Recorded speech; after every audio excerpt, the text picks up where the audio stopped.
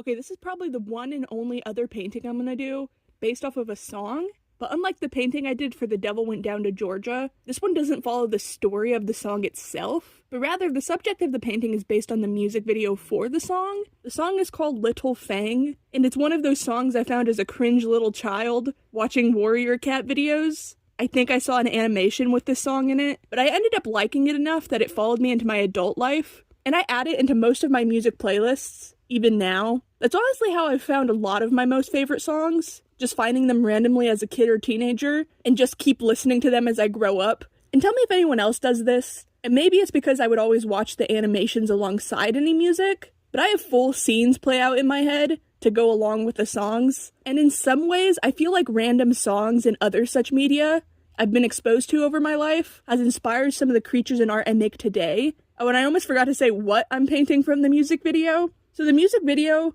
like with all music videos, is kind of a vague fever dream, but I think the story goes that it's a little cat who's different because it's a spooky, scary little clown cat, but it ends up finding a gothic circus at the end with people just like it, or again, I think that's what's going on. Maybe that's why artists make their music videos so vague and weird, so that people can make up their own little stories to fit the song and go with the visuals. Like how I kind of just made up a story about the cat. But oh my gosh, the puppet for this cat is so cute. I usually don't find puppets cute. Usually they're kind of freaky. Like, I don't like the way Muppets look, but this little lady is so cute. At least, again, I think it's a lady. It's always just how I imagine the story in my head. I gave it a purple and gold color scheme, because again, that's my all-time favorite color combo. In the video, I think it was just black and white, but I feel like this color combo is kind of circusy too. I'm also not going to put it too close to my other two cat paintings, because I feel like I've just been painting cats. The past 3 paintings have been cats, and I'm actually planning on doing yet another cat here soon. I want to see if I can paint my previous cat who died of cancer. Part of my grieving process is honoring an animal's memory and not letting that memory be forgotten and keeping them in your mind. I have a few printed out pictures of the cat, but I'd like to see if I can paint them. The only problem is that I really struggle to paint or really make anything exactly based off of a photo or reference. It's why I mostly don't use references in the first place, because I would drive myself crazy trying to make it perfectly match up. The only creature that I've ever been able to get right in the past, in a painting before, has been a black cat from a while ago. I didn't record that one. It was years ago. But the only reason it looked fine, because black cats really are just cat-shaped shadow creatures with 2 orb eyes. They're kind of hard to mess up. But yeah, I'm gonna need to spread out these cats a bit. But I think it makes sense cats ending up being the subject of a lot of my paintings. I've always felt closer to cats than dogs, and I've always had a special spot in my heart for gray and black cats. I think part of that was growing up, I spent an entire summer break sitting on a gravel path between me and our old neighbors' houses, trying to befriend the shy, stray kittens under the neighbor's house. And these kittens were either gray or black. There was 2 of each, 2 gray and 2 black. We would feed the mama cat, and she was very sweet and affectionate and friendly, but the kittens had spent their entire small lives under that house, minus a small incident where they ended up in the attic or rafters or something of that neighbor's house, and they had to bring a ladder to get them out. And that traumatic experience may have made them even more scared by people, but I would spend hours sitting there and let them get used to me. And I think it made me really appreciate cats. I've always appreciated that they like their own space, because I need my own too. I wouldn't want a Velcro dog constantly following me around. Sometimes I need my pet free time, and apparently I gained the mama cat's trust, because the next time she got pregnant and had kittens, she actually brought the kittens right up to our porch. The reason I remember, because it was mine and my brother's birthday party, and I just needed to get away from the noise for a bit, so I was sitting alone on the porch when she brought them up to me, and I ran to get the neighbor's kids, since we were like kind of joint caring for them.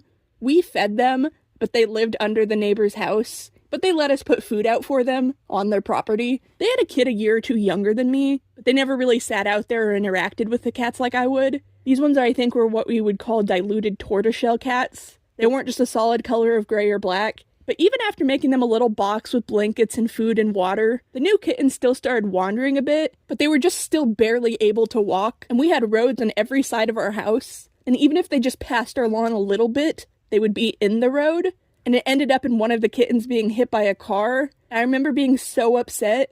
I asked the neighbor kids to bury it for me, since I think she was the one who found and told us about it. And they said they would, but then when winter came, I had found the kitten just had kind of been put behind a bush close to where the other cats would go under the house. So I ended up having to bury a rotting dead kitten myself. So that's a horrific memory I have not thought about in a while. I vividly remember not wanting to tell my parents when I went to bury it, because no way they would let me. They didn't even like me petting the outdoor cats without absolutely making sure I washed my hands after. Which is fair, it's just good hygiene, but they seem to not even prefer us touching them at all, let alone a dead one. But I buried it under a tree in the backyard.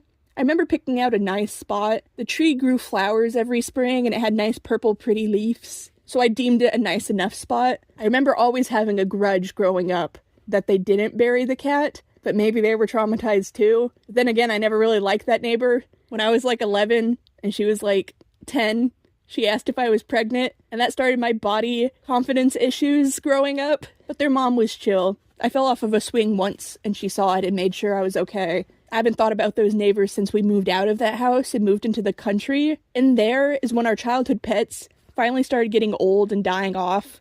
Starting with one cat, then two, then three. Only our dog has been with us throughout all three houses. And I remember feeling really guilty about leaving the burial place of my pets.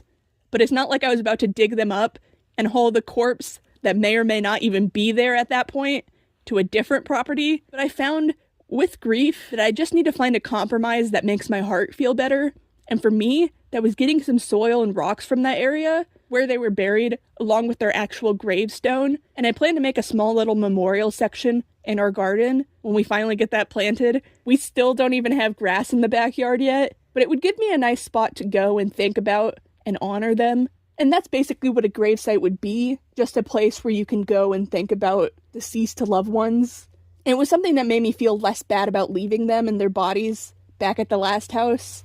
Dang, that got heavy for a rant about a song I liked with a little cat puppet in a music video. But I really want to use these videos to document my memories, while hopefully being able to help someone else by offering the advice I'd learned through such events. But yeah, anyways, I think I'm almost done with this latest cat painting. I try to count everything out, and I think I could probably get 10 or so more paintings on my walls. Then I will finally be done with the canvas paintings, and maybe can move on to sculpting or woodworking for the next art for the walls, to switch things up a bit, since I only want paintings in one particular side of my room. But it's still going to take a while for that to get done.